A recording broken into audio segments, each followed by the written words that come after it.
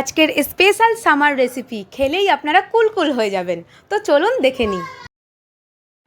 আজকে আমি আপনাদের সাথে শেয়ার করছি বরফের একটা দারুণ রেসিপি, বরফের কাবলি।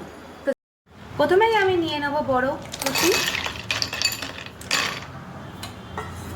এবার এর মধ্যে দিয়ে দেবো দুটো কাঁচা লঙ্কা, শসা কুচানো, টমেটো কুচানো, ধনিয়া পাতা,